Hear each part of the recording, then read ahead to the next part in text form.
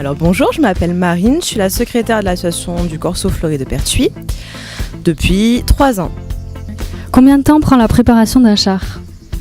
Alors elle prend environ 9 mois. On commence à choisir les sujets en septembre, en validation pour une réunion. Ensuite on envoie tous nos maquettes, nos projets à Patrick et à Jean-Claude. Il les valide. Il commence les structures et après, début mars, on commence jusque la semaine juste avant le Corso. Et qui choisit le thème des chars ? Ce sont les 12 responsables de chars qui décident ce qu'ils ont envie de faire. Comment se passent les préparations ? Elles se passent plutôt bien. On essaie de travailler vite, de travailler bien. On essaie de faire beaucoup de choses, de surprendre le public, différents chaque année, voilà. Donc vous êtes seulement des bénévoles ? Oui, on est tous bénévoles, sauf Patrick et Jean-Claude qui sont employés à la mairie, délégués pour le Corso, pour faire toutes nos structures.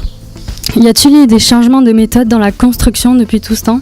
Oui, alors ça a commencé dans les années 50, 60. Et à l'époque, c'était des charrettes avec des chevaux. Après, on est passé avec des tracteurs. On est passé avec des plateaux plus grands. Puis là, on a eu des plus petits cette année. Enfin, depuis quelques années, on a le plus petit. On a mis de l'électricité sur les chars. La manière de papillonner n'est plus vraiment la même. On essaie de... Voilà. Puis on a Pelin qui nous a offert 2 machines pour découper le papier crépon. Donc on ne le coupe plus à la main. Un peu de facilité, voilà. Combien de personnes attendez-vous pour le Corso ? On espérait la France entière, mais ça rentrerait pas. Mais le plus possible, parce que c'est vrai que c'est très traditionnel pour nous. Et moi, c'est l'ADN de Pertuis, donc j'espère vraiment le maximum possible. Est-ce que vous pouvez nous raconter l'historique du Corso ? Alors, en grands mots, l'historique du Corso, ça a été, il me semble, si je dis pas de bêtises, c'était à l'époque un défilé de chars, même principe. Il y avait un prix à la clé, d'après ce que j'avais compris, de Jacques Baronne, de son époque de sa grand-mère ou mère. Voilà, il y avait un prix à la clé. Pas de souvenirs. Après, nous, c'est vrai que c'est plus pour le côté traditionnel, le côté pertuisien qu'on le garde. En historique, en lui-même, vraiment, pour moi, c'est ça. C'est vraiment, c'est chaque année, au mois de juin, on sait qu'on a le Corso de Pertuis, on sait qu'on doit, Voilà, c'est un plaisir de le faire chaque année pour ça. Est-ce que vous pouvez présenter votre équipe, donc chaque personne importante à la préparation du Corso ? Alors, comme je disais tout à l'heure, on a Patrick et Jean-Claude qui nous font toutes les structures. Là, c'est vraiment les personnes les plus importantes parce que sans eux, on aurait des chars plats. Ils nous font tous les sujets en polystyrène. Après, on a le président qui nous aide beaucoup là-dessus pour tout ce qui est l'organisation, la mise en place, les dates. Et après, bien sûr, les responsables qui choisissent leurs sujets, qui choisissent leurs couleurs, les paquets de crépons. Et puis toutes les petites mains, c'est elles qui font le plus grand travail.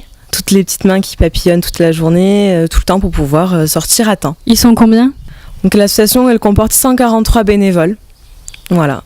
Donc 2 membres d'honneur. On a la reine et on a monsieur le maire, évidemment. Donc vous êtes combien sur chaque char ? Comment est organisée la position des enfants et d'où viennent-ils ? Alors ça dépend. En fait, on a des plus grandes équipes de 5-6 personnes qui papillonnent.